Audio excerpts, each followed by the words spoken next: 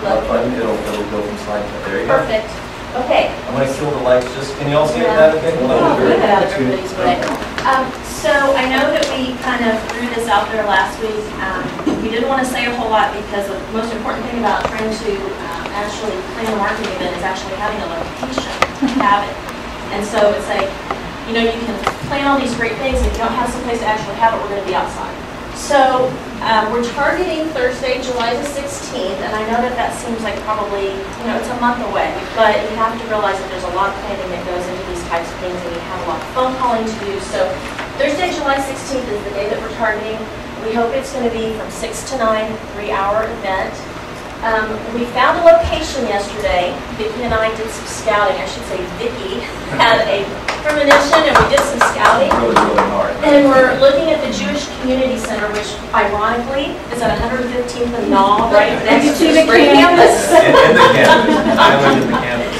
So I thought that was kind of funny.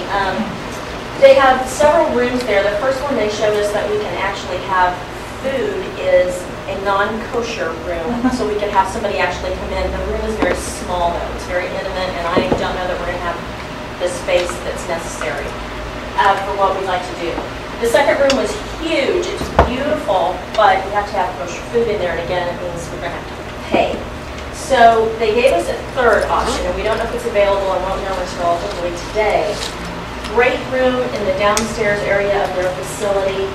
It has round tables with chairs. It has a perimeter we can set up with the recruiters, and then out in this wonderful kind of breezeway location, it's absolutely fabulous, we can set up the food that's being donated to us.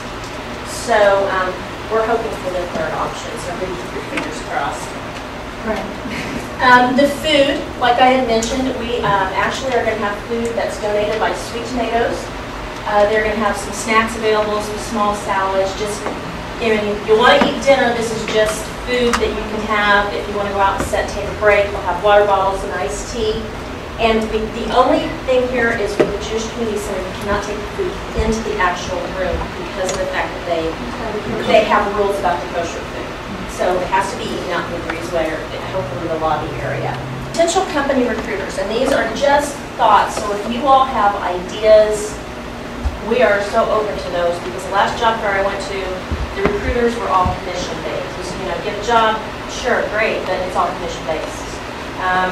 If a lot of you are like me, you are near, well, I'm near the end of my severance, so I need salary. I don't need commission at this point. So we're looking at the health industry. We're looking for Children's Mercy, Shawnee Mission Med, Truman Med, St. Luke's, Menorah. We'll still hit the telecom industry. We'll see if Sprint and Embark would like to participate. Verizon, AT&T, Cricket, Telemetry, and BSP partners. Then moving on to the insurance industry, we're going to look at NAIC. Now I know, like I said, commission-based, but there might be something there for potential, like in marketing, where they pay. They have some admin positions that are opening up as well too.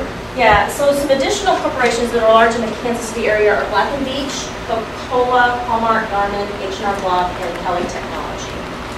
NAIC is really an industry group that really manages all the data from the industry. Right, right. So they have a lot of right. IT.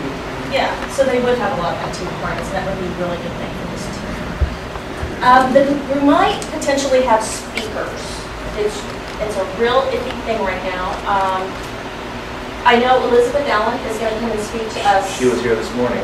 Next week? She's going to come here next week, I believe. She is Next Thursday. Okay, she is the author of a book called The Code, and we hope to actually chat with her and maybe see if there are some parts of her book that she can take and maybe give us a presentation for a little bit within this event, maybe 10-15 minutes.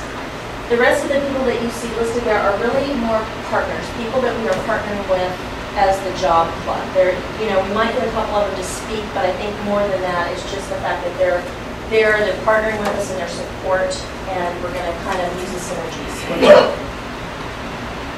Okay, so the event structure, just so you kind of get a feel for what we're kind of looking at, what we've talked about as a team. We're thinking maybe networking 15 to 20 minutes, and Linda and I came up with this structure. So we're open. Yeah, we're very open. If you see something different that you know, we've all been to job fairs. There's things we like about them, there's things we don't like about them. We love feedback. So we're thinking a 15 to 20-minute networking, then maybe the presentation by Elizabeth. If we have a couple other speakers, we'll limit them to 5 to 10 minutes. The recruiter cards, how we're hoping is that the perimeter of the room is going to be set up with recruiters. We're going to do a speed kind of networking event. That's what we're hoping for, and that's why the small room is not going to work. The thing I've noticed about job fairs or job clubs, or job fairs when we've gone before, you'll have a recruiter at a table and you'll have 10 or 15 people standing in line because it's a really hot recruiter and everybody wants to get to them. And it's a onesie, twosie, and these people, when you get up there, you want as much time as the last person had. What we're thinking is that maybe 4 people max standing around the table as opposed to chairs.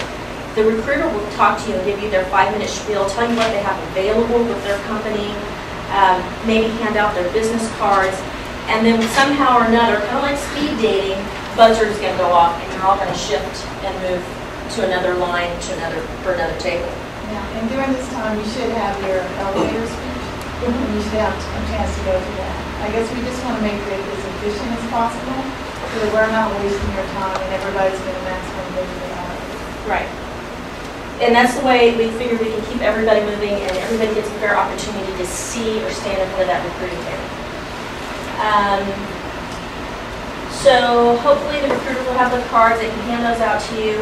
And then at the end, hopefully if there's enough time at the end of this 3-hour period and there's somebody that you really are interested in, you can use that opportunity to go back out and seek that recruiter and for more of a one-on-one or more FaceTime with them. So that's really important, especially towards the end of that event, because they tend to remember people who were there and approach them at the very end, the last person that they saw. We also, this is something that's going to be a little different, although I know the last job fair I was at, there were a couple of recruiter tables that I was just surprised to see, Avon being one of them, and I won't tell you what the other one was because I was just totally surprised they were there, but they were more for a home mix business. So my thought was, what else can we give you that would be beneficial or advantageous to you, and they're not trying to recruit you to come and work with them? And so we started thinking, what if we have some different booths, maybe a couple different booths. We have one that, how to dress for success. What if we have a women's booth? What if we have a men's table? And you know, you can just get some ideas. They can talk to you about things. Maybe they hand out coupons. What if we have a resume information table? We can have Kinkos or Staples.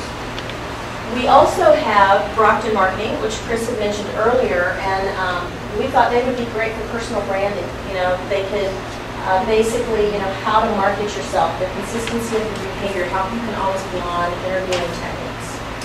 Time management from a Franklin Covey perspective. And then Chris has this great idea. There's this place called Portrait Innovations. And if Portrait Innovations can't do this, we're thinking Brockton Marketing can do it. But how many of you have a LinkedIn profile out there, but you don't have a sufficient business portrait?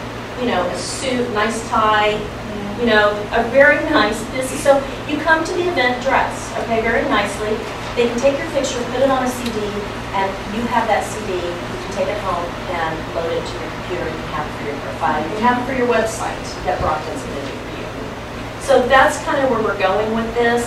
I will be handing you my survey in here by any chance, or did you bring it up? Is it in an email? It's okay. That's all right. I will. Email I've got. It's not a big deal. It's really not a big deal. I'm going to be passing out a paper that's a survey because I want everybody to have a say in this. And what I've asked you to do is to choose 2 of these informational booths that you would like to see at the marketing event and rank them 1 or 2. So which is, you know, I'm figuring if we have a couple of them, that's probably sufficient because you're really there more to see recruiters. So I'm going to have these handed out and then just all collect them at the very end of today before you leave the room. And that'll kind of let you have some say in where this marketing event is going to go. And I think that's it. Does anybody have any questions for me?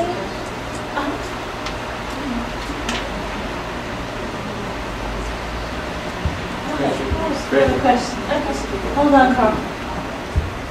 Okay, so Linda's thinking that maybe if we have another